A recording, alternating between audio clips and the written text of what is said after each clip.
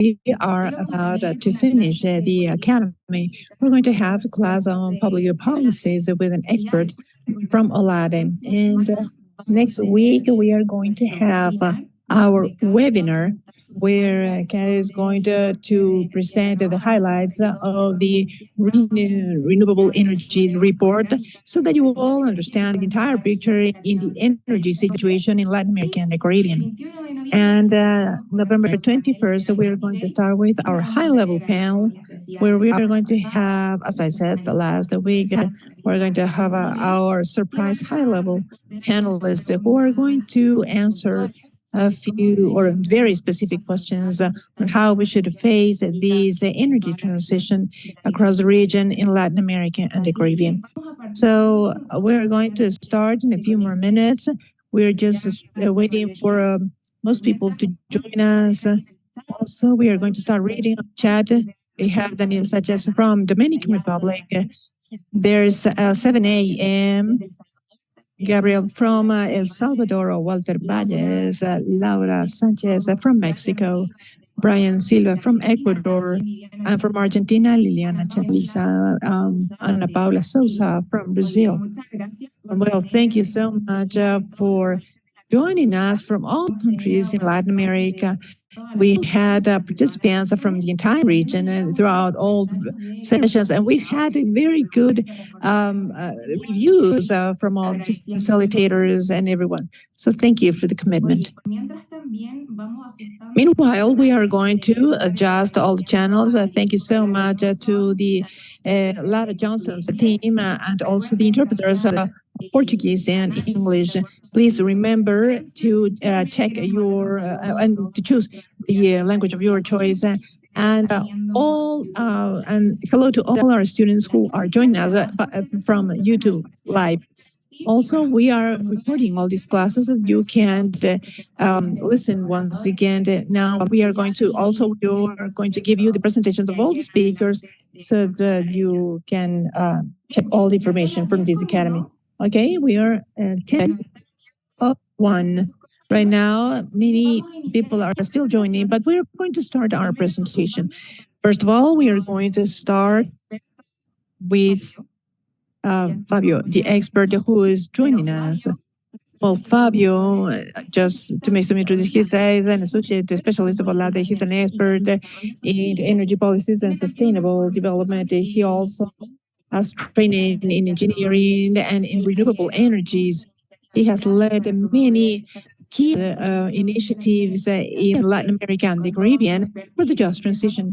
With all his expertise, I give the floor to Fabio. Please, could you please start presenting? Welcome. Thank you so much.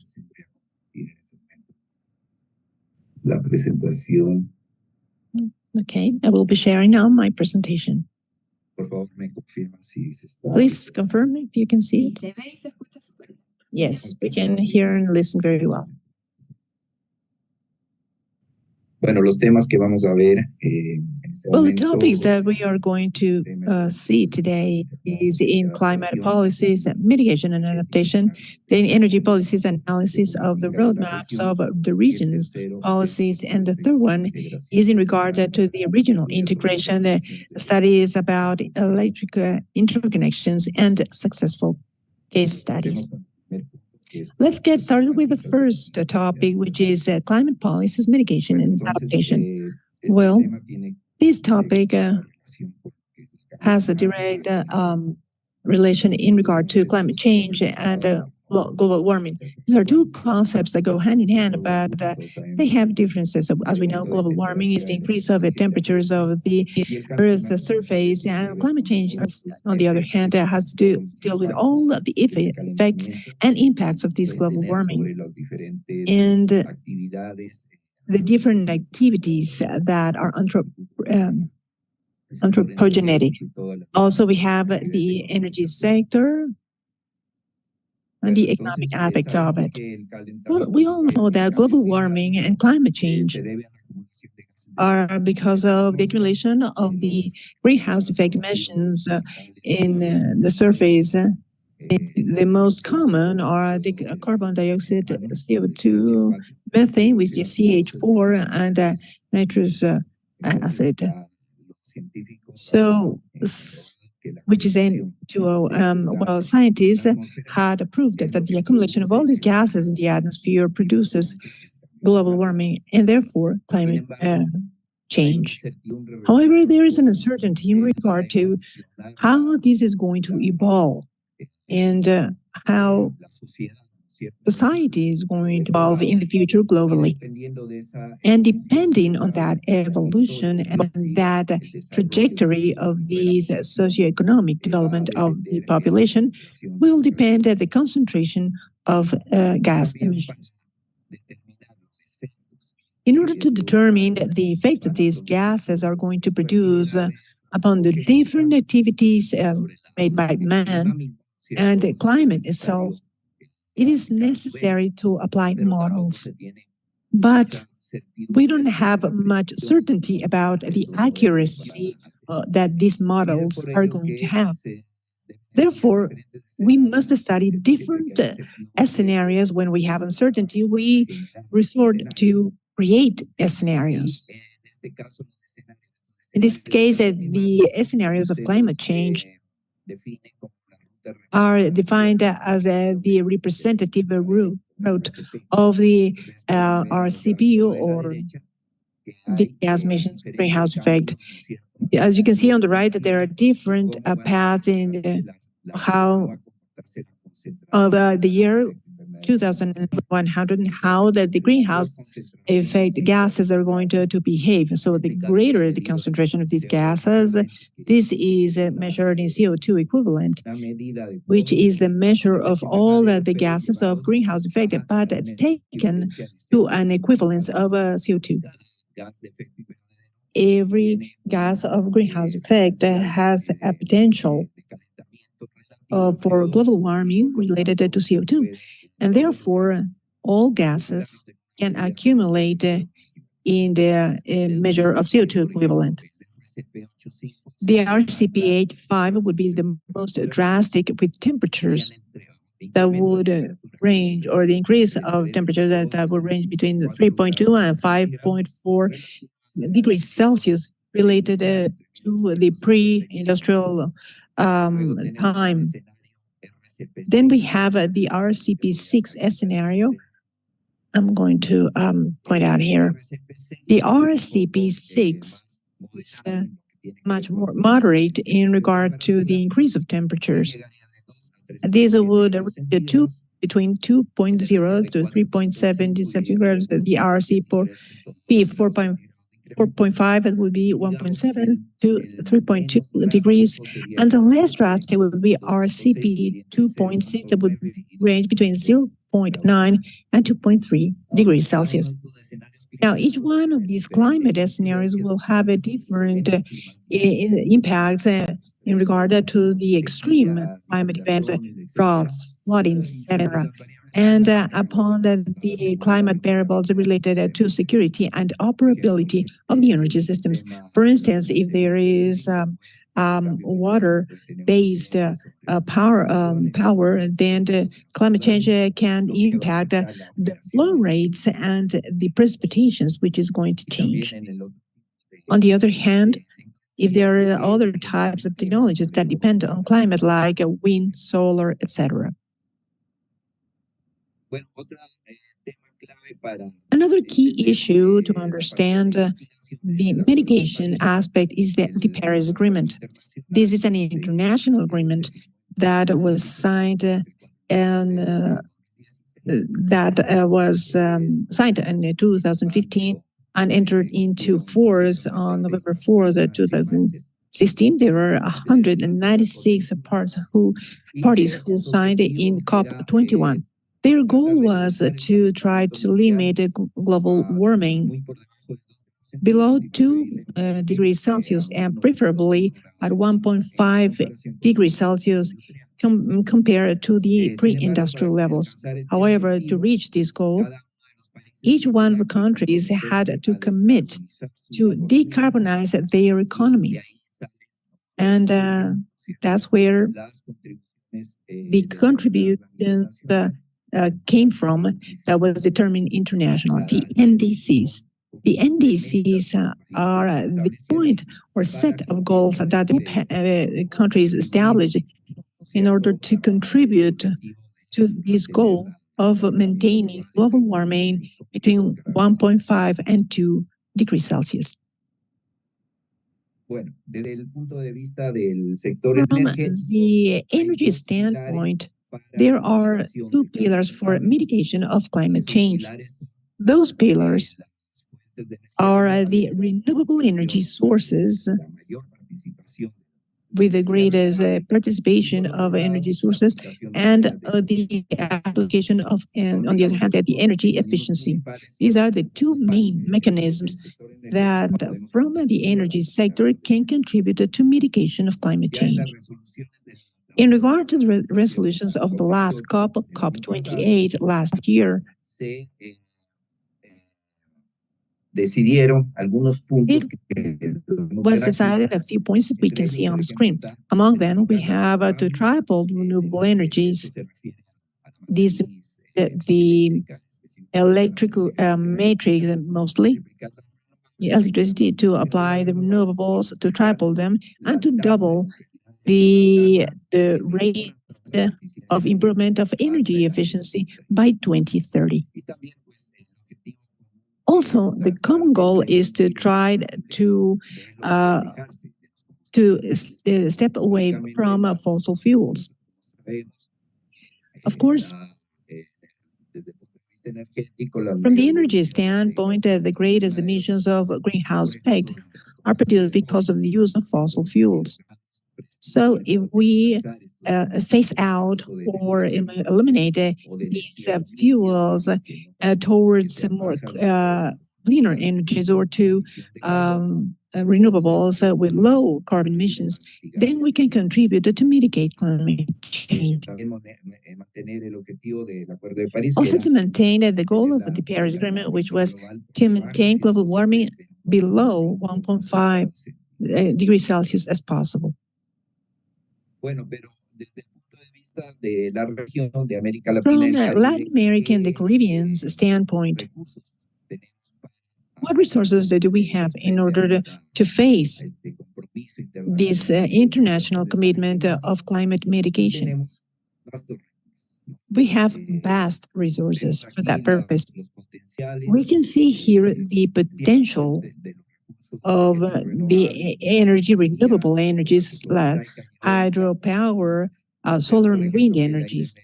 We can see that in hydropower, we have 676 gigawatts that is, of installed capacity, out of which we have only installed 200 gigawatts across the region, which represents 30% of the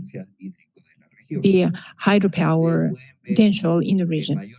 As you can see, the greatest potential of hydropower is in the countries of the Amazon basin, like Colombia, Venezuela, Brazil, Peru, even Ecuador and Bolivia.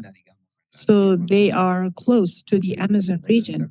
So all those countries around it has the highest potential in hydropower. Then we have the photovoltaic solar power, which is greater than the hydropower in the region. We have a potential estimated of 4,800 gigawatts that can be installed, out of which we have installed only 60 gigawatts, that represents 1.2%. Then we have a lot of potential to install in what it refers to photovoltaic solar power. This is what the countries have done in the latest years. They are seizing this solar power, and the decrease in the cost of the investment that these technologies have suffered, and so that the expansion of the generating part can have mainly these solar component of the solar power. We understand that the greatest solar power is in the countries that have desertic areas, like desert areas such as Chile. One of the greatest potentials is in Chile, in the desert of Atacama. Then we have in Mexico, and in general in the areas where there is desert areas. In regard to wind energy, with an estimated potential of 420 gigawatts, we can see that the greatest potential is even offshore in the area of the South Cone, around Chile, Argentina, and part of Brazil. Also, and some in the northern countries, such as Colombia, which is the greatest potential is offshore, which is not actually leveraged and seized in our region. The projects that we have in wind energy projects are offshore. We also have an installed capacity of 49 gigawatts in the region, which represents 12% of the total of this type of energy. Another resource to face climate change in order to contribute to mitigation of climate change is the latest generation fuels. This is a current topic like green hydrogen or renewable hydrogen or low emission hydrogen, as is known, and other clean fuels. They are usually byproducts of the green hydrogen industry. We know that the green hydrogen is produced through electrolysis of water, or a process in which we inject electricity to the water with a determined electrolyte, and then we obtain the separation of oxygen and hydrogen. This hydrogen out of this process is the one that it would be used as an energy vector. Currently, hydrogen for so many years has been used for so many years, mainly obtained from methane, which is known as gray hydrogen. But there have been no applications as an energy vector. Instead, this has been applied or has been used as a chemical agent. As from hydrogen obtained in a clean way, because in this electrolysis process, this has not been associated or related to the carbon emissions. You can see that the only thing that we obtain is hydrogen and oxygen. So as from this production process of hydrogen, we can also produce certain products, such as ammonium, which is NH3, and ammonium is a fuel that can be produced synthetically by combining hydrogen with nitrogen. We can also apply this for energy purposes. On the other hand, we have these synthetic fuels. The idea is that through the production, once we have obtained the green hydrogen or the low emissions hydrogen, to blend this synthetically with the CO2 captured. Here it is important to understand that CO2 is obtained from the atmosphere, withdrawn from the atmosphere to produce a synthetic fuels such as methanol or other type of fuels that have the same properties as the fuels or the byproduct from oil. So when we combustion these fuels, we are going to have the release of carbon, because carbon is always present there. But we are going to have synthetic gasoline fuel, etc. We are going to have some carbon release. But that carbon, well, the same as was captured from the atmosphere. So the concentration and the increase of concentration of these greenhouse effect gas would be considered within this clean energy production. As we said in the first slide, another resource that we have from the energy sector to mitigate climate change is energy efficiency. So in the region, we have taken several measures to improve energy efficiency.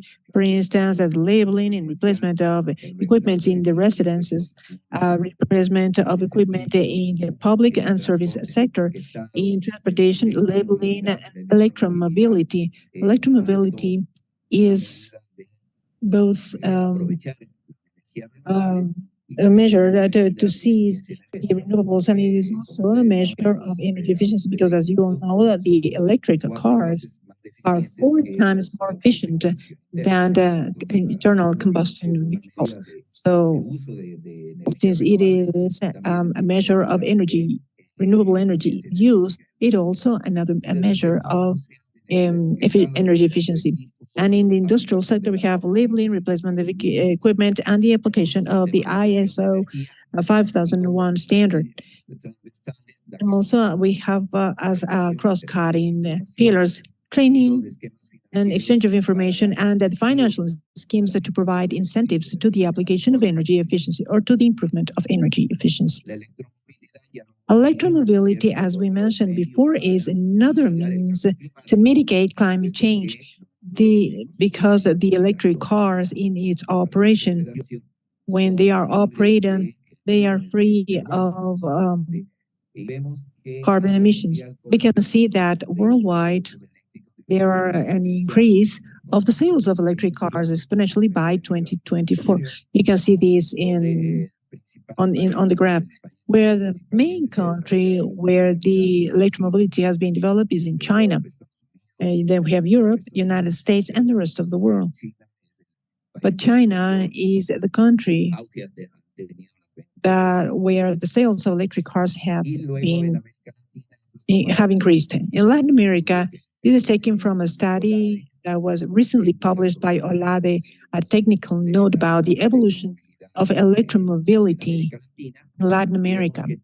We can also see that in a very similar way what's going on around the world, the vehicle of lightweight vehicles, electric cars have increased also in the course of time between 2020 and 2024.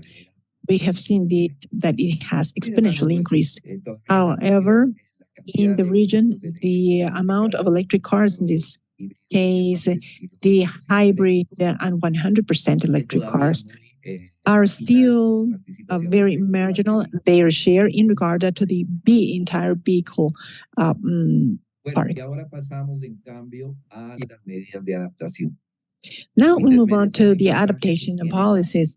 Without taking off any merits of the mitigation measures, we must consider that Latin America and the Caribbean, as we can see on this graph, contribute with 8.3% of the global emissions of carbon, out of which the energy sector is 3.6%, that is nearly 4% of contribution.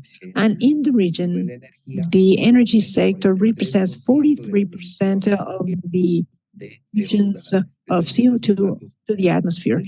These are data coming from 2019. But there's not been too many variations in the last years. So the message here is that the mitigation policies and all the policies of greater participation of renewables and energy efficiency, of course, it is not only because this allows us to contribute or to comply with all the international commitments in terms of climate mitigation, such as the Paris Agreement and the NDCs of each country in the region, but also because, as it was mentioned before, the renewable energies, such as wind and solar energy, have been reducing their cost and they have become very competitive, even more competitive than the conventional thermal technologies, such as fossil fuels. And on the one hand, we are contributing to mitigation and we are complying or trying to comply with the goals of the Paris Agreement. And at the same time, this is an economic benefit for all the countries, for those who depend on the imports for electric generation. So when they use domestic sources, there is also an economic benefit. However, as we can see, the contribution of Latin America and the Caribbean, as it is low in regard to emissions, the mitigation measures are going to have a great impact worldwide. However, on the other hand, the energy system of Latin America and the Caribbean is quite vulnerable to the effects of climate change. Most countries, as we mentioned before, Latin America and the Caribbean as a region, has a very high index of renewable energies, a high percentage of renewable energies for electricity generation. So the renewable energies depend mostly, they're very sensitive to climate. The energy system in Latin America is quite sensitive as well to the climate variations and climate change. That's why this is very relevant to the region, to have these adaptation measures to climate change and to have these energy systems in regard to climate change. How can we determine those adaptation measures of the energy sector? We need to follow a process of risk assessment. We have to determine the some energy facility and what is the risk that these are submitted in regard to climate change. So here we have a process where we have to determine what are the threats first in regard to the change of the climate.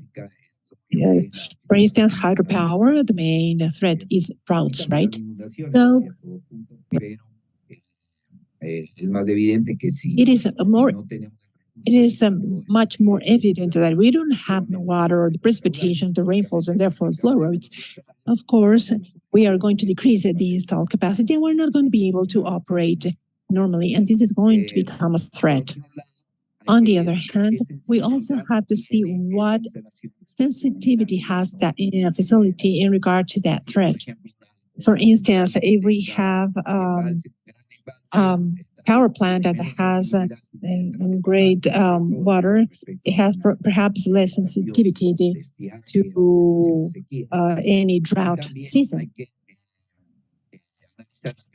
We also have to analyze the adaptive capacity of that type of facility against that threat.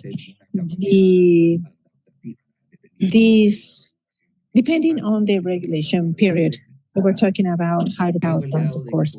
Then we have the degree of exposure. For instance, if we have the power plant located in a place in a determined climate variable, is going to have a drastic effect and is going to be exposed to that threat. But if it is in a place where there is no threat, now, between the combination, the sensitivity and adaptive capacity is what we know as vulnerability, the degree of vulnerability of the facility or the dam.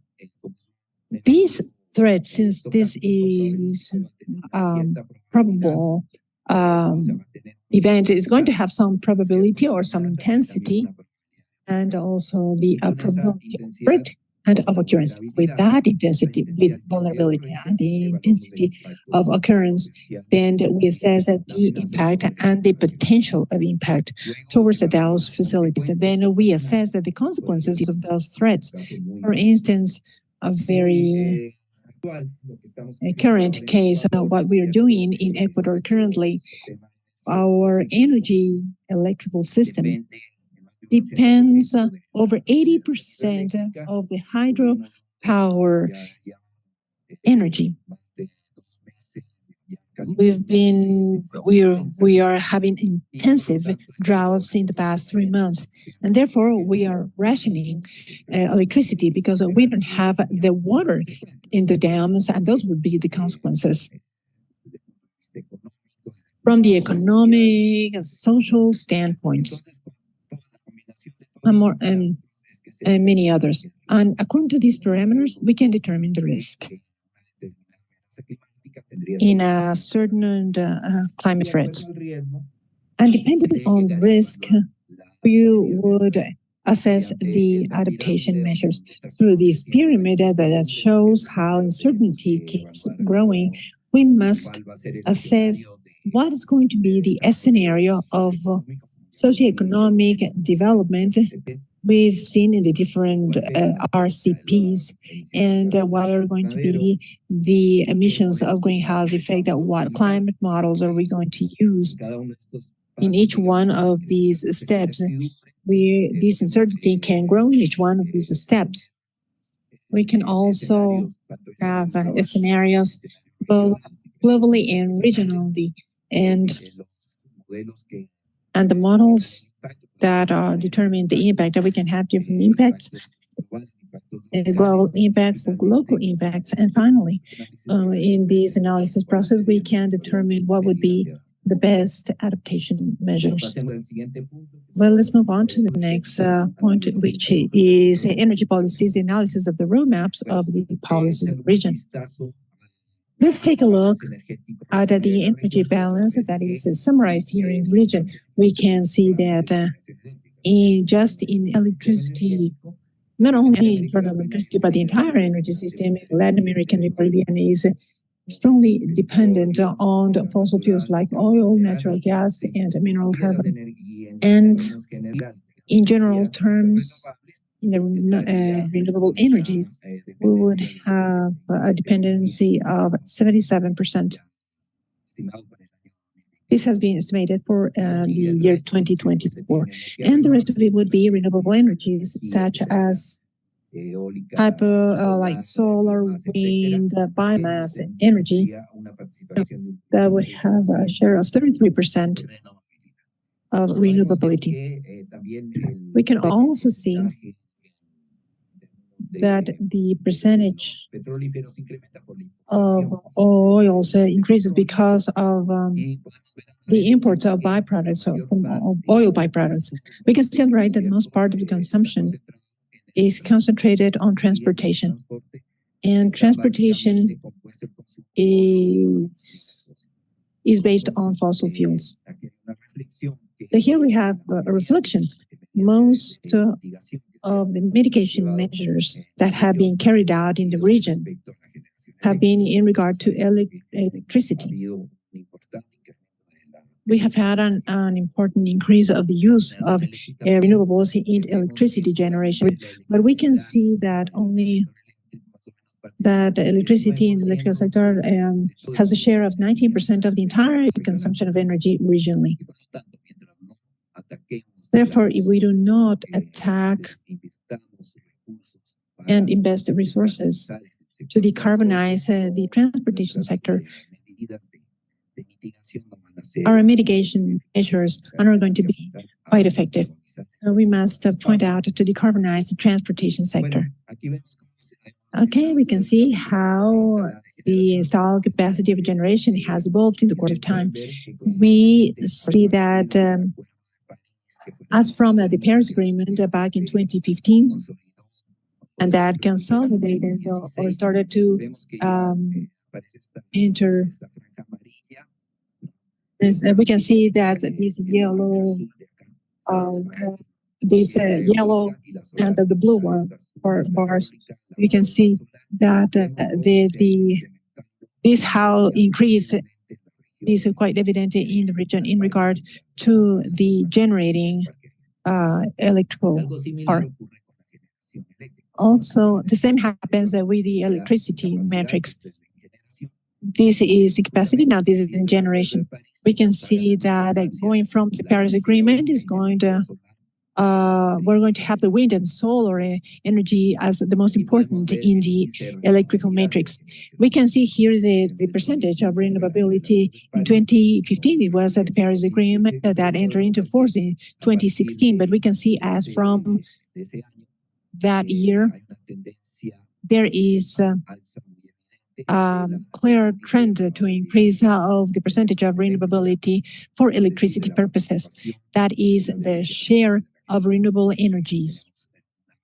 We also have a good advance, almost going in regard to the generation. We have a certain percentages depending on the stations and the seasons of each year, like Latin America and the Caribbean is highly dependent on the hydropower. So if it is a very dry year, it's going to have renewability. It depends actually, and it keeps growing, and the renewability index keeps growing.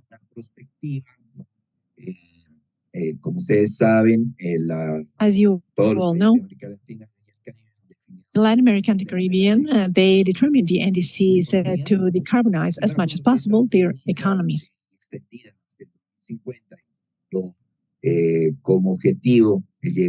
With a goal of reaching by 2050 with a condition of net zero emissions of carbon. This in regard to the final consumption of energy. This electricity might increase, and great part of this electricity increase is because of the penetration of electromobility in transportation system. The oil byproducts there is a greatest decrease in this regard. By 2050, we have a great share of 25%, and also natural gas is the one that is going to keep increasing its share, because natural gas has that due particularity, although that it is a fossil fuel source. It has a greater factor of increase than other fuels, such as oil byproducts and carbon and minerals. So this can be considered as a source of transition to step away or phase out from fossil fuels and have lesser emissions of this type of combustible or fuel in regard to the use of oil byproducts and carbon. Here we have a projection of electricity generation.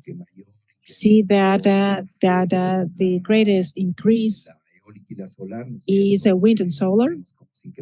We see how these two increase, and we have also modeled the possibility of the use of green hydrogen. As we have said before, that is one of the alternatives to mitigate climate change, and even the countries have some expectations to export this product and even the vast renewable energy sources of the region. There is the possibility to export this energy vector to other regions. Here we can see also in regard to the expectations or perspectives of the development of green hydrogen in the region. For instance, Chile is taken from the H2 platform, and we can see Chile is one of the countries of the region that has the best perspectives in regard to the production, consumption, and export of green hydrogen. So far, they have like 61, around 68 projects. Uruguay has 7. And I have chosen them because this gives us the idea of the capacity in electrolysis that would be needed by 2030. That is around 25 gigawatts of electricity would be needed. 25 gigawatts of electrolysis capacity to produce the hydrogen that would be needed for internal consumption and exports. We can also see one of the main barriers that we have with green hydrogen is that it is high cost. Still, however, the perspective is that this cost will be dropping and become more competitive. One is less than $2 per kilogram. And to have this level cost of hydrogen would be decreasing by 2050, would be the lower cost. The dollar would be 8 and 11. Here we have for Uruguay the electrolysis capacity by 2030. They have the perspective of having 1 gigawatt of electrolysis capacity by 2040. And we can see it could be 9 gigawatts, and this keeps increasing. This is the main barrier to massify the production of hydrogen. Lastly, the regional integration. Olade carried out an interconnection study, electric interconnection studies in the capital of Brasilia. And we have drawn a few successful cases. In Latin America, we have a few initiatives of electric initiatives and integration. The most successful case is the CIEPAC case that connects the Central American countries. We also have the CINEA integration project that comprise the Andean countries like Colombia, Ecuador, Peru, and Chile.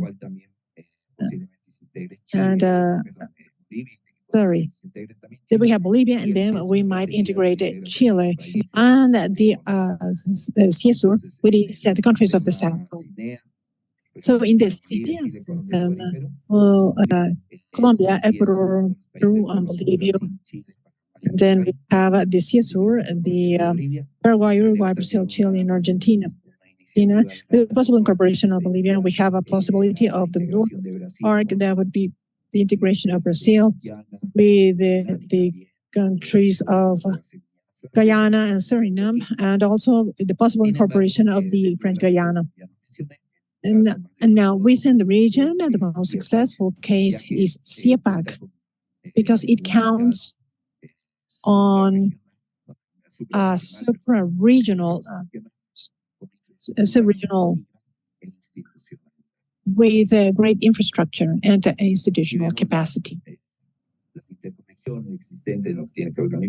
the existing interconnections in terms of infrastructure is CIEPAC, as I have mentioned. This is a line that brings together all 6 countries in Central America. Here we see the interconnections in the Andean region, Venezuela, Colombia, Ecuador, and Peru. The most active right now with Colombia and Venezuela. They have been inactive in the past years. The interconnection between Ecuador and Peru is active. However, it is a radial type connection, interconnection. And they use this sporadically, and the most active is between Colombia and Ecuador. We can also see the interconnections of countries, Uruguay, Argentina, Brazil, Paraguay.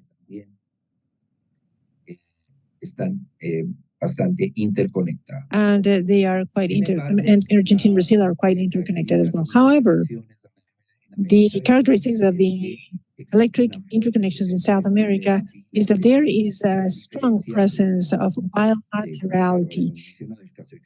bilateralism, like at the CIEPAC case, where there is a sub-regional integration count on regional market and then a regional operating entity and the regulations that governs all countries. In the case of South America, as so in the previous slide, there is a great infrastructure of interconnection. However, the exchanges are done bilaterally mostly, and not in a sub-regional level. However, as I said, there are several initiatives for the regional interconnections, but we have not moved forward in terms of the sub-regional legal framework that would allow to materialize these aspirations. In the bilateralism framework, we have some treaties that allow to coordinate the national policies with the claimants assumed interconnection and to harmonize certain regulations that will guarantee the operability and to establish the mechanisms for the solution of conflicts and to approve the regulations that make viable all these exchanges. But these have been done mostly bilaterally between the countries.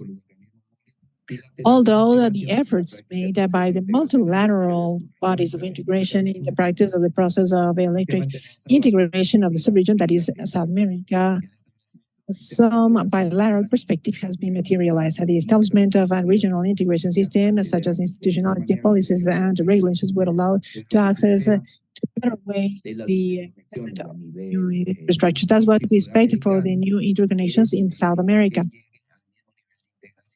and to reach at the same level of integration like CIEPAC. Well, thank you very much, and that would be my presentation today. Thank you. Thank you so much, Fabio, for your presentation. Well, we had so many congratulations on the chat for this wonderful presentation. Backup of the statistics that you presented. Thank you so much. I think that we all remain happy with this presentation. Now, before moving on to the next speaker of this same class, I would like to make a few questions that were coming from chat. First of all, I'm going to start with one that was posed by Juan Carlos Escobar. He states it is an idea to decarbonize transportation through biofuels. The term considered climate change is altering and rainy seasons. What it was certain or right idea to decarbonize the transportation sector. Okay, I'm going to answer it. Okay, biofuels indeed are an alternative to decrease the emissions of gases of greenhouse effect. Biofuels do also have carbon in their composition. So if we manage this, that carbon is going to be detached. But the advantage is that those emissions are considered neutral because that carbon detaches, and it is the same carbon when these biofuels or raw material fuels are in vegetation state. Through the photosynthesis process, that's captured and produced as from oxygen captured from the atmosphere can be produced. So when this carbon is detached, there is no accumulation of carbon. Entonces sí es una opción de descarbonización. It is an option for decarbonization. However, as we mentioned before, is that renewable energies are quite dependent on the climate. On the one hand, we can have this can be a mechanism to decarbonize, but on the other hand, there is a greater dependence on the climate, like the direct energies such as solar, wind energies depend on the climate. The agri energy products also depend a lot on the climate, because if they don't have it rainy seasons, then they are going to accomplish it. So that is one of the disadvantages or setbacks of renewable energies, because they depend on the climate. And because of that, they don't have this energy security that fossil fuels have. That's why, as though in the perspective that is handled, that was studied by Olada, we don't much of these fuels. In regard to biofuels region, Brazil has the biggest case after the US is the largest producer of ethanol, methanol.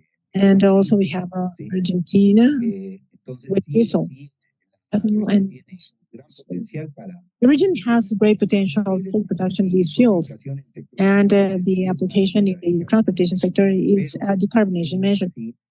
But without losing sight that because it is all energy, is going to have a higher vulnerability in regard to the conditions and emissions. Thank you so much. And then we are going to one more question from the chat, and then we are going to have another question from we've had geopolitics plays an important role in the accomplishment of our set of goals. And the United States have and other countries have been called to the applying these strategies. Well, my colleague Guido is going to deepen into this issue. However, when the NDCs were established, you may recall that there were the conditioned NDCs and the non-conditioned NDCs.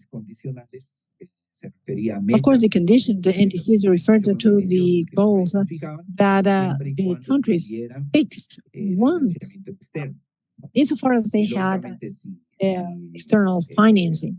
And the countries that promoted that financing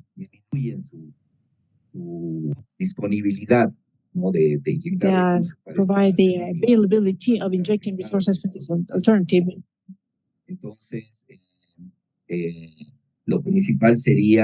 Are going to be effective, but the main thing here would be to analyze at the NDCs all the goals that with the resources of the countries themselves can reach and can become materialized. Here we have another question of Julio Broken. First of all, he said, excellent presentation. Based on the information like the energy balance resumed of Latin America and Caribbean by 2024, my question is, what is the trend to keep using natural gas and liquid fuels? Is it possible that perhaps we are in a time where some countries in the region can invest in gas pipelines, perhaps? Yes, indeed. One of the goals of Aladdin is to promote the integration not only in electricity matters,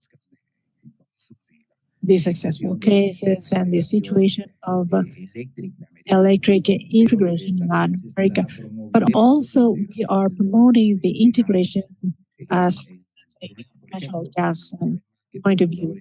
The problem that we have currently in Ecuador, if we were integrated from the natural gas standpoint, such as Peru and Bolivia,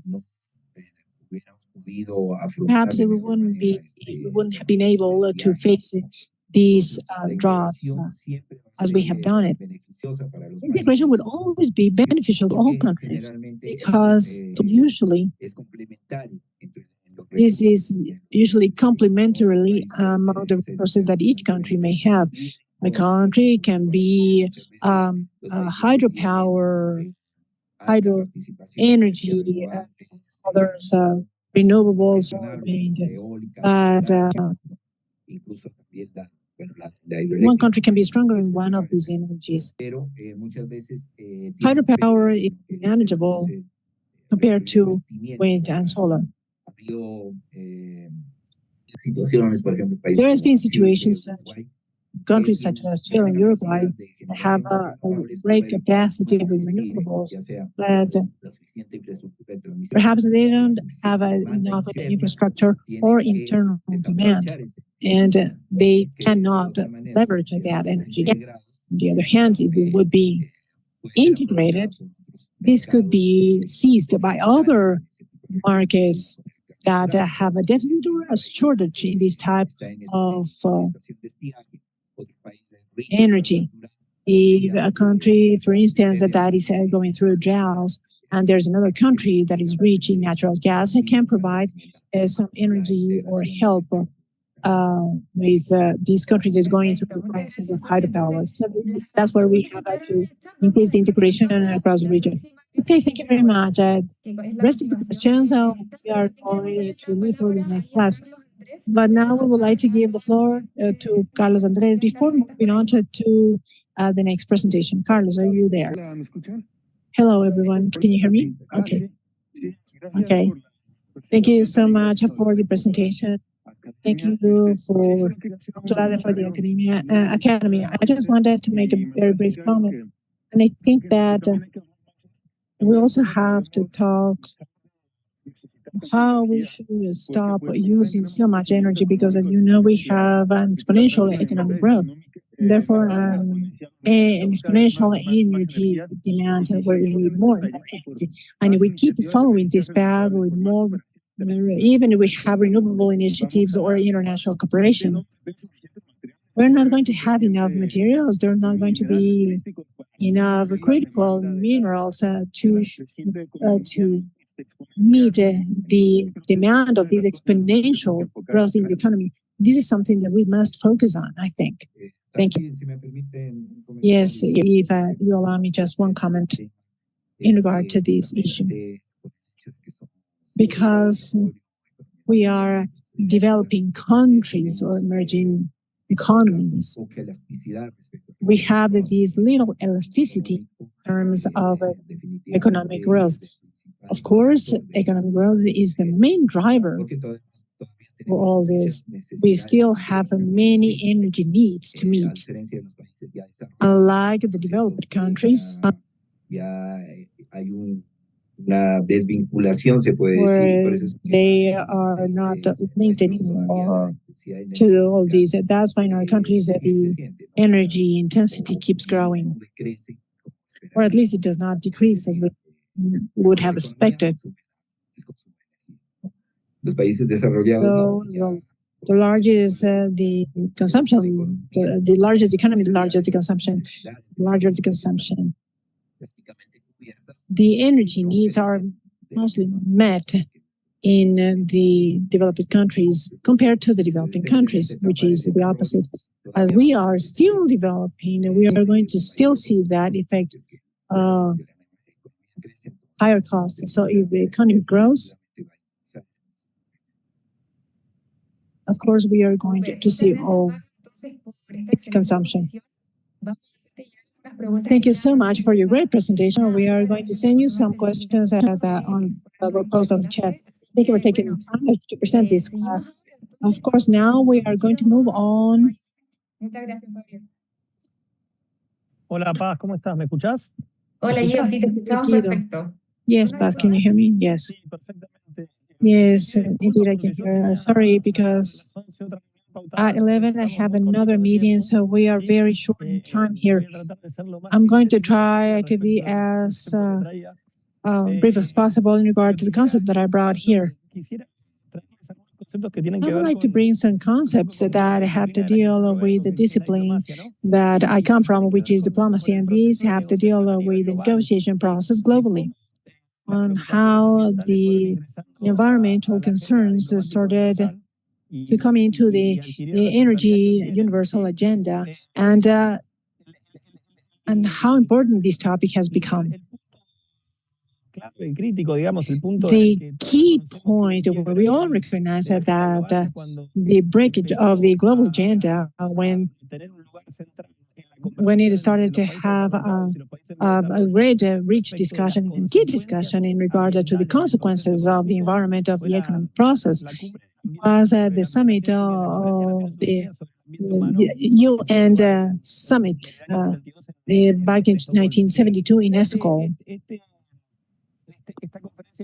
This diplomatic conference was important because it was the object of analysis and concern in political terms of the privileged forum of the threats that we are facing as a species, which ended in being more specific, which is climate change, and that is the UN. It is relevant to review the terminology, the human environment, that is the consequences upon the humans. They didn't even talk about climate change. That's why it's quite relevant to analyze between this first episode that took place in Stockholm, as I said before, back in 1972, and the Conference of Rio de Janeiro. This conference of 1992, where they started to adapt the framework convention, the UN framework convention on climate change, which is the tool that we still count on in order to analyze and to try to move forward against this crisis. I think that it is quite relevant also it's relevant to mention that the IPCC report about climate change that since 1990. The first work of a scientific work of global character based on the best available science and international with scientists coming from many countries around the world. That first work was published in 1990. And this is the first issue about the geophysics processes about the important alterations around the globe. In this process, in the framework of this process in 1990, that's an important date.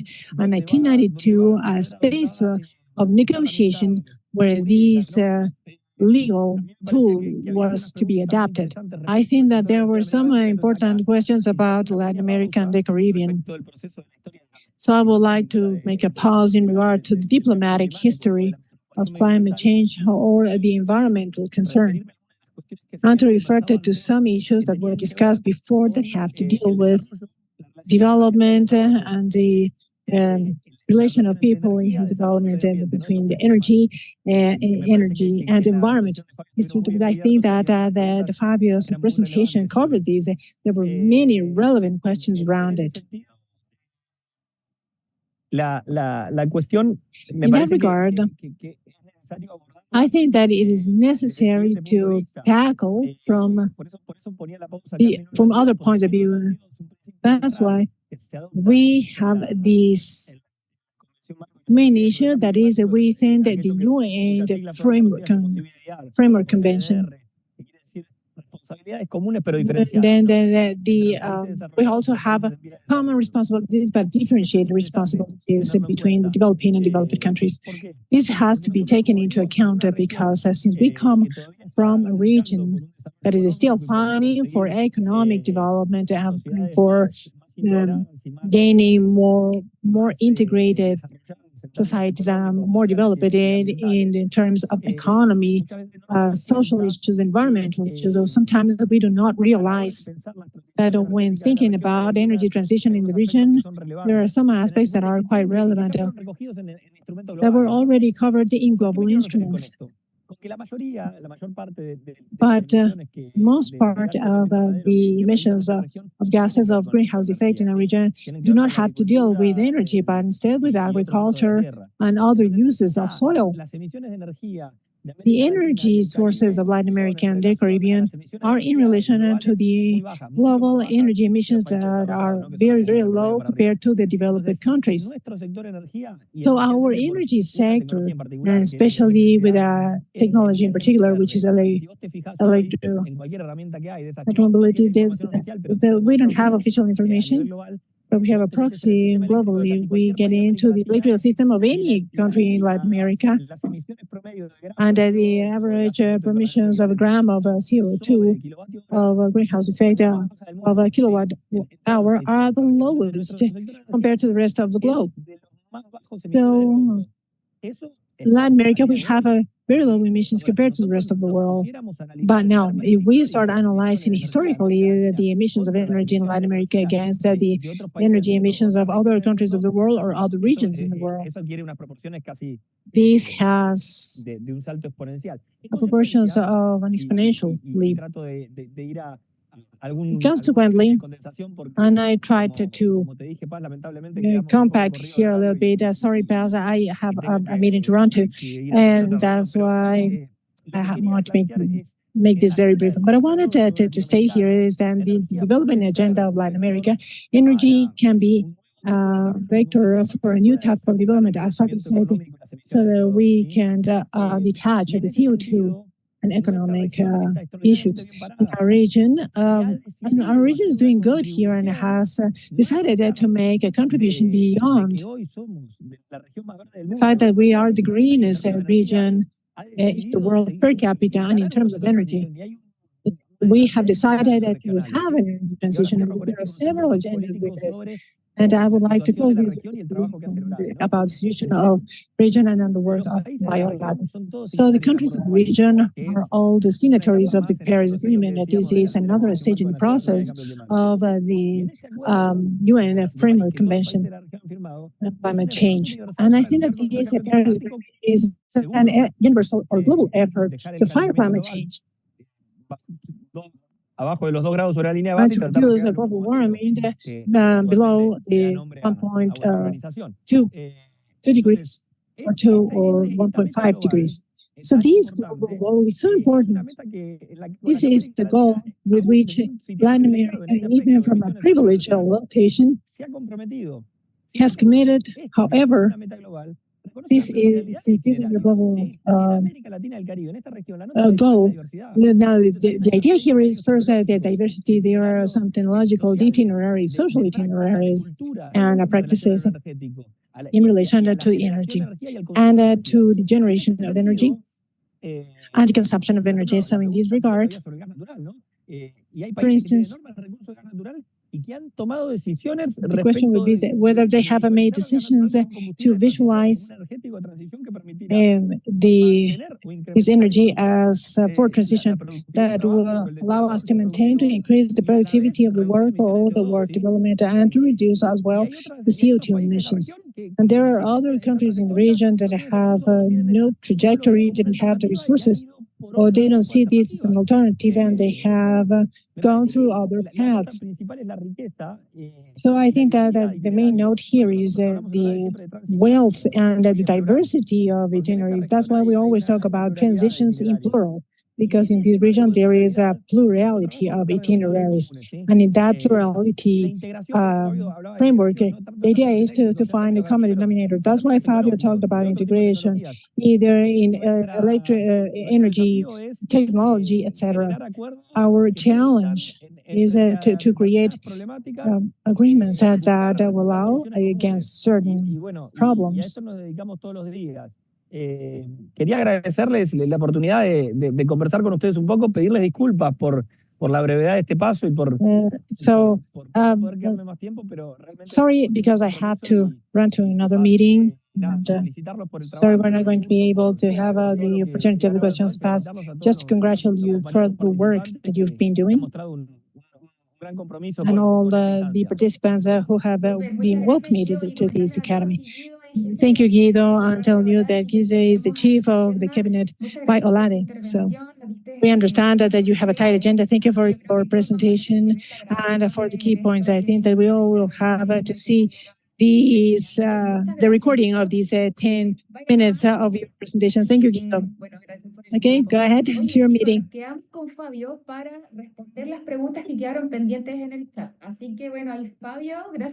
Now we are going to send the questions to Guido so that he can answer these. Fabio, thank you for joining us once again and provide us with your intervention. Vale. Primero quiero darle la mano a María del Carmen Choque para que hagas una intervención. Ahí, María, por favor. Hola, buenos días. Muchas gracias, Paz. Buenos días, Fabio. Un gusto. Thank you. Un gusto escuchar. Fabio, it's been great to hear your intervention. I have just one question, Fabio. You have pointed out several components in terms of energy efficiency, and I think that they are very important. However, I don't know what's the perspective that you have in terms of the presentation that you made in regard to the management of residue or waste management. Back in 2013, I had the opportunity to have this draft document in order to be financed in Bolivia by debt. And I think that we talk about the energy deficiency, and one of the relevant components was the waste management issue in Bolivia back in 2008. And then in 2010, we had the division of the distribution of the saving light bulbs that was over 20 million light bulbs that were distributed. When we did the analysis of the study, there was no policy of the waste management. Now, this is one part of energy efficiency, of course, that has allowed it to have an important savings in Bolivia of electricity nationwide.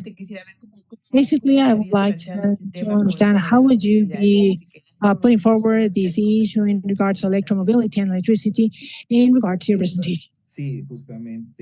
Oh, yes. One, I wouldn't say from disadvantages, but I wouldn't say a setback or a disadvantage, but one of the barriers that we have is the technologies that in its operational part are clean and efficient, such as electromobility. And with like one of the challenges is indeed the final disposal of all residues. There is still some research undergoing to do what to do with the lithium batteries once that these are consumed within the lifespan. When a battery, for instance, in an electric car, in the course of time, after a lifespan over 10 years, which has been discussed, we are talking about batteries that can resist full capacity of 4,000, 5,000 cycles. This represents 10 to 12 years of lifespan for electromobility. However, when this lifespan expires, then it starts to decrease its capacity. However, there are some studies that analyze how to provide a second usage to these type of batteries to be used as a backup system for the solar generation systems and wind energy as well. However, since electric mobility is relatively new, then we could say that back in 2015, basically the startup of a production of electric cars started in Latin America. And as from that, moving forward, the idea of phasing out of fossil fuels, especially in transportation, we still don't have enough expertise to understand what is going to be the results of a second use that can be provided to these batteries. We also know that all the elements right now that compose the battery of an electric car are not recyclable. For instance, as from lithium that the batteries contain, once they use their effectiveness, they cannot build a new battery with a new capacity or with the original capacity. That is one of the barriers that has to be researched, what to do with that dispose of. And also with the lamps, for instance.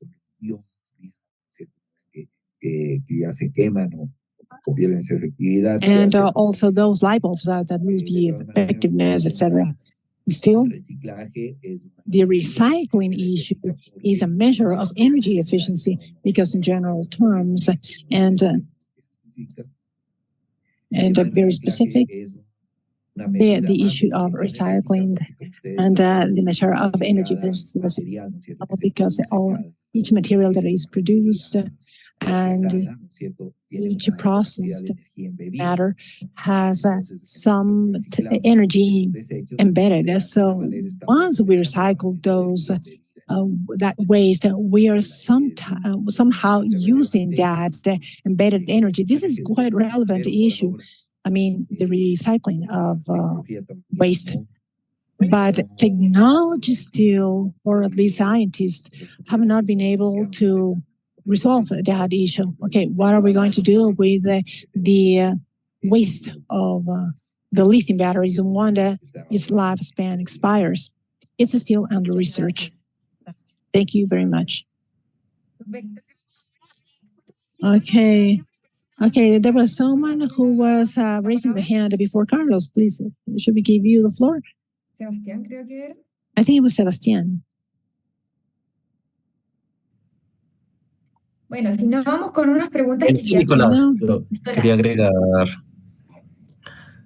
un comentario respecto a lo que Just a mencionaba comment Fabio in regard sobre to what Fabio mentioned la variabilidad de las about the energías variability of renovables, que renewable suele ser energies. un argumento que se escucha They are mucho, usually, de this is que pues, usually an ofrecen esa argument that we firmeza o listen a lot, confiabilidad en comparación con that they provide los combustibles reliability fósiles. compared to fossil Sin fuels. embargo, However, pues últimamente se ha empezado a hablar de los we compensadores have started to talk about the synchronic pues ser como una compensators. solución These para could be some generar type esa of estabilidad en la help red y esa to create confiabilidad stability in the con respecto grid a la and variabilidad de las reliability fuentes in regard to the convencionales y variability renovables. of Pues aquí en the América energy Latina, resources, Brasil, Chile y of Colombia son the los que renewable energies. están Brazil, apostando Colombia, en and Chile esta are tecnología, actually entonces pues betting on that type of es importante technology. tener en cuenta So I pues, think it respecto a is la important to variabilidad take into account that the estas other aspect of the fuentes planteadas variability of como these son sources tecnológicas for que existen technological, y bueno, pues because the esto es bastante technological importante para el solutions desarrollo already futuro exist, and this is going to be pues, del important sistema for the eléctrico future en América development Latina. of Quería the agregar electric ese punto system y in eso. Latin Gracias. America. I just wanted to add this comment. Thank you. Super, entonces vamos con Carlos y vamos Thank you. a Okay, let's move on to Carlos, and we are going to place to post 2 more questions in the chat to close this session. Okay, thank you. Yes, we can hear you. I just wanted to deepen a little bit in the previous question. What I would like to point out is that it is important to have a more infrastructure and climate resilience and all the things that can bring economic growth. However, we've seen that, for instance, in India, which is part of the global south that has economic growth, they still have inequalities and people living in extreme poverty, people without jobs, and there's a lot high unemployment. So it is important, of course, betting on economic growth. Well, this is not going to lead us to anything, but it's going to lead us to collapse because we cannot grow endlessly within a finite planet. That was just thank you, Carlos, for your intervention. Now we have the last in the chat. Fabio, thank you for your patience of answering. We have students that are quite passionate about energy, so they have several interesting questions. For instance, Stella Rivera states that understanding the relevance of integrating this region, what would be the key step that must be done to achieve or accomplish this goal? Yes, as we mentioned on the presentation, there is infrastructure. For instance, in terms of electricity integration. In Central America, they were able to move on with this integration. They have common market, have a sub-regional common market. They also have the regulations in place that govern all countries, that are mandatory for all countries. In South America, for instance, we have only the that comprise the countries of the Andean region, and that has its own regulations. But these regulations are not fulfilled entirely, and instead the countries, depending on their needs and what has happened historically in the Andean region, that is the exchanges between Colombia and Ecuador, when in the first stage before 2016, when Ecuador had not a great hydraulic park, they depended a lot on the Colombian exports from Colombia. And when we started to introduce the hydropower plants in Colombia, imported from Ecuador. But in the latest years, again, these reversed because of the climate conditions. Ecuador, unfortunately, has had the need to depend and to import from Colombia. And these exchanges between Colombia and Ecuador, they still follow some rules of the CAN regulations. But this is done between the operators of the system. This is because it depends on the price of opportunity that accounts for the need and the excess that, or the surplus that the exporting country has to export that energy and the need of the importing country. These are usually bilateral. Even in the South Cone countries, the transactions are determined and are agreed between the couple of countries that are going to have the energy exchange. And in order to have a real integration like Power in Central America is to comply completely with all the regulations with a supranational entity and body that may integrate and coordinate at supranational level, and for that regulation to be mandatorily complied with. So we need this common market in order to accomplish this. We need a super regional regulations, and that's how we should do in South America as well, in order to have an actual integration based on evidence. And also, we hope that this can happen in the natural gas arena. Thank you, Fabio, for that answer. And now the last two questions of complexity. These are doubts that our students have. Orienta Violeta asked if there is any entity in charge of following these issues like through social media that brings together the integration processes, regionally speaking. Also, Nicolas Munoz asked what report, study, or analysis could you recommend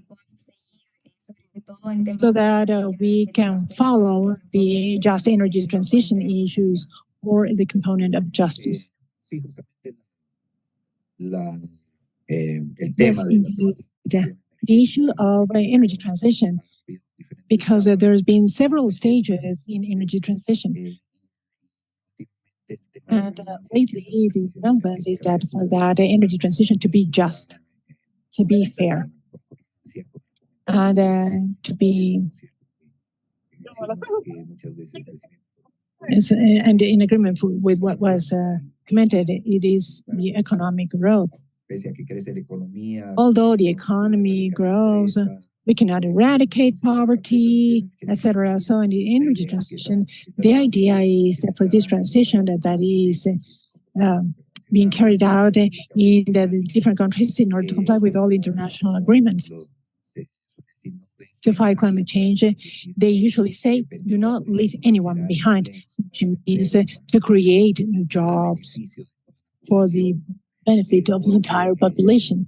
Because we all know that these renewable energy sources are displacing somehow an industry that has been consolidated in many countries of the region.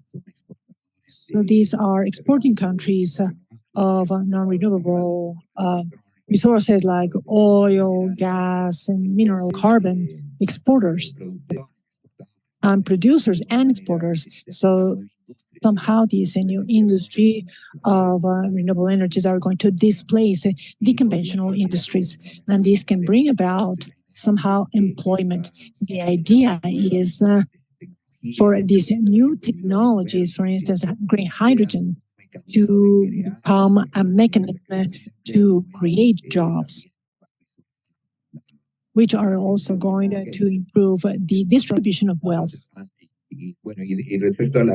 And in regard to as well, this is quite important. There's relevant that there are some publications by CEPAL and the IDB about just energy transition in Olade. We have also carried out both in the week, the climate week. There's been several panels that took place around this issue. There's a lot of material that has been produced around just energy transitions. I don't have back in my mind right now the links, but I could collect some links and send them out so that they can be sent to you. Yes, they are all welcome. Thank you so much. We are attentive to those links to send it out to our students on WhatsApp and the other platform. Now we have reached the end of the session. Thank you so much, Fabio, for taking an extra time to answer the questions. And we hope that we can cooperate in the next opportunity. Thank you very much. Gracias. It's been my pleasure. Thank you. Super. Entonces, oye, Okay, vamos so cerrando esta now session. we are going Muchas to gracias a close todos por la the session. asistencia, Thank you so much for your attendance. Audience who have been here for an entire session of one. Thank you for counting on you. And next week, we're going to have the CAP's webinar where we're to see the network report. We're going to be able to discuss a little bit about energy, economy, investment, hand in hand with the CAF Development Bank.